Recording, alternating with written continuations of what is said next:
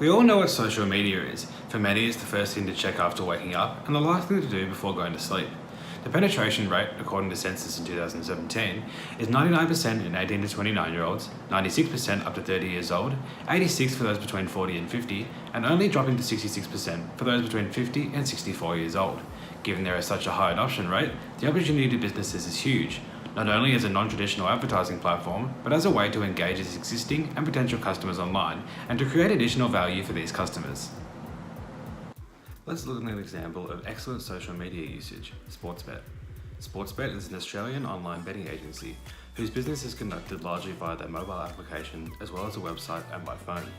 The core product of Sportsbet is very similar to that provided by its direct competitors, of which there are many. Sportsbet's approach to social media is actually one of the main points of difference from these competitors in an extremely saturated market. For any event, almost identical odds can be found at all betting agencies, so it is paramount to be in the forefront of the consumer's mind when they come to make a bet, something that is often spontaneous and occurs quickly. Sportsbet's voice across social media channels is consistent, and it certainly does use all the main players. There is a Sportsbet presence on Facebook, Twitter, Instagram, and YouTube, and the approach on each of these platforms is the same, but tailored to each format. This approach is to create humorous, sports-related original and shared content. They don't just post occasional overshared memes amongst 10 other posts solely marketing their own products and services though. Almost every single post on every one of Sportsbet's social media channels is funny, not just aimed solely at getting followers to place a bet or use Sportsbet services. Sportsbet's Facebook presence is its largest, clocking in as of today at 778,000 likes on the page, with each post garnering anywhere between 1 and 15,000 likes, shared by hundreds. It's fair to say the reach of the page is comprehensive. Each day, Sportsbet posts around 2 to 4 times. These posts are either status updates, commenting on recent sports events, almost always with a funny take on what has happened, original sports memes, clips from recent matches or events, and surprisingly often, completely original content in the form of videos. It is usually the same people who appear in these who happen to be the Sportsbet social media team, so we can start to see where the focus is for social media strategy for Sportsbet. In February, Sportsbet posted a video where one of the social media team I spoke about a moment ago challenged Australian champion Stephen Bradbury to a speed skating competition, ending in him falling over and breaking his ankle after a poor performance. Ouch. The same man was featured a few months earlier in a boxing match with professional boxing champion Jeff Horn. Here you can see the results.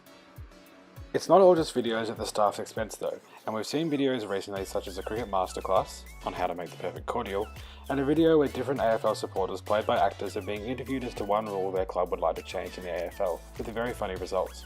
The content is varied, engaging and original, as viewers have funny positive interactions with the Sportsbet brand.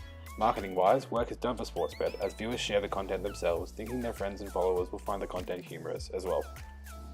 Aside from the obvious entertainment created, there is much more value that Sportsbet customers receive from the Facebook page. The biggest of these is the community that has been created on the page. It's important to note that Sportsbet at its core is a gambling business. In the comments section in almost every post, there is a community that has been created that consists not only of occasional and regular gamblers, but of Australian and international sports lovers who do not have a penchant for gambling at all. Some of the exchanges are about gambling, but the majority is just about sports in general.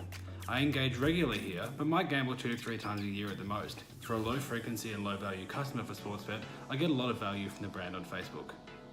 Next up is Twitter, with 1/6 of the size of its Facebook following, posting more frequently and differently to Facebook, adhering to Kaplan's recommendation to choose media carefully.